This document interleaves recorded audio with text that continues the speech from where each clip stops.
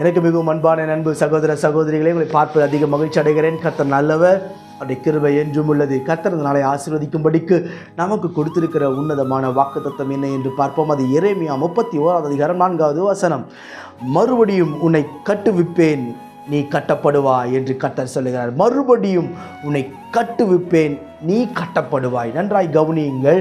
கட்டப்பட்ட ஒரு வாழ்க்கை ஒரு நாள் நாம் வாழ்ந்து கொண்டிருந்திருக்கலாம். நல்ல ஜபம், என் வாழ்க்கை எல்லாம் கட்டப்பட்டு எலும்பிச்சு பிரதர், ஆனால் இன்றைக்கி எல்லாம் தகர்க்கப்பட்டு கீழே விழுந்திருக்குது. நல்ல பரிசுத்த வாழ்க்கையில் நல்லா வந்துட்டு இருந்தேன், இன்றைக்கி தகர்க்கப்பட்டு கீழே விழுந்திருக்கிறது. நல்ல வேதம் வாசித்து ஆண்டவரோடு நெருங்கி இருந்தேன், அந்த ஆவிக்குரிய வாழ்க்கையில் நான் மேலே வர முடியாதபடி தகர்க்கப்பட்டு நிற்கிறேன் என்று சொல்லி நீங்கள் யோசித்து கொண்டிருக்கலாம். என் ஆண்டவர் உங்களை பார்த்து அழகாய் சொல்லுகிற ஒரு வார்த்தையை பாருங்கள். என்ன சொல்லுகிறார்?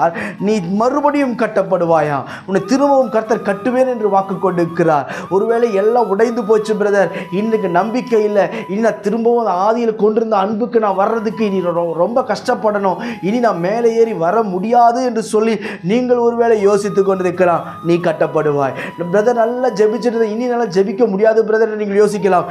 நீ கட்டப்படுவாய். உன் வேத வாசிப்பு கட்டப்படும், உன் ஜெப வாழ்க்கை கட்டப்படும், உன் பரிசுத்த வாழ்க்கை கட்டப்படும், உன் எதிர்காலம் கட்டப்படும், உன் வேலை கட்டப்படும், நீ விரும்புகிற காரியத்தை நீ கட்டப்படுவாய் என்பதில் எந்த ஒரு சந்தேகமே இல்லை. பிரியமானவர்களே, வாழ வைக்கிற தெய்வம் ஐயா. ஒருவேளை நாம் இடறிட்டோம், தவறிட்டோன்ற ஒரு காரணத்துக்காக உங்களையும் என்னையும் தூக்கி வீசுகிற தெய்வத்தை நீங்களும் நானும் ஆராதிக்கவில்லை. எத்தனை முறை தவறு செய்தாலும், எத்தனை முறை நாம் கீழே விழுந்தாலும், எத்தனை முறை நாம் தடுமாறி தடுமாறி தடுமாறி தடுமாறி நாம் வாழ்ந்தாலும், என் அன்புக்குரிய பிள்ளைகளே, ஆண்டவர் சொல்லுகிறார், நீ எத்தனை தரம் நீ விழுந்தாலும் நான் உன்னை மீண்டும் கட்டுவேன் என்று கர்த்தர் சொல்லுகிறார். மீண்டும் கட்டுவேன். எவ்வளவு நல்ல ஒரு வார்த்தை. இந்த வார்த்தையின் ஆழத்தை நான் பேச வேண்டும் என்று சொன்னால் நேரம் பத்தாது. பிரியமானவர்களே, திரும்பவும் நீங்கள் கட்டப்படுவீர்கள். உன்னுடைய சூழ்நிலை கட்டப்படும், தகர்க்கப்பட்ட உன் குடும்ப வாழ்க்கை கட்டப்படும் என்று கர்த்தருடைய வார்த்தையின்படி நான் தீர்க்க தரிசனமாய் சொல்லுகிறேன். கட்டப்பட வேண்டும் என்று சொன்னால் நீங்களும் நானும் செய்ய வேண்டிய ஒரு காரியம், எப்படி எப்படி கட்ட முடியும், ஏன் அவர் திரும்பவும் கட்டுகிறார்? வேதம் எதை சொல்லுகிறது? எரேமியா 31:3 சொல்லுகிறது, அநாதி சிநேகத்தால் உன்னை சிநேகித்தேன் என்று சொல்லி. ஏன் தெரியுமா அவர் திரும்ப உன்னை கட்டுறாரு? உன்னை சிநேகித்தபடினால். உன் திறமையினால் அல்ல, உன் படிப்பினால் அல்ல, உன் அழகினால் அல்ல, உன்னுடைய மற்ற காரியத்தினால் அல்ல.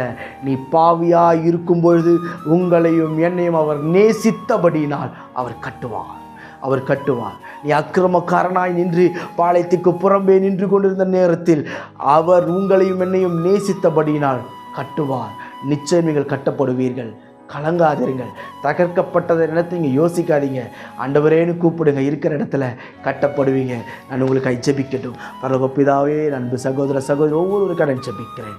கர்த்தர் நீங்கள் பலப்படுத்தி ஆசீர்வதித்து கிருபையினால் நிலைநிறுத்தும்படிக்கு நான் ஜெபிக்கிறேன். ஒரு விசை கூட கர்த்தரை இறங்குவீராக ராஜா. அநாதி சிநேகத்தால் சிநேகித்தீர் என்று சொன்னேன். உங்களுடைய அன்பின் நிமித்தம் உங்களுடைய பிள்ளைகளை கட்டி எழுப்புவீராக. கட்டப்படுவதாக ராஜா. எல்லா மதில்களும் கட்டப்படுவதாக. ஆண்டவரே, கிருபை சூழ்ந்திருக்கட்டும், தயவு வெளிப்படட்டும். இயேசுவின் நாமத்தில் ஜெபிக்கிறேன் ஜீவனுள்ள பிதாவே. ஆமென், ஆமென், ஆமென். God bless you.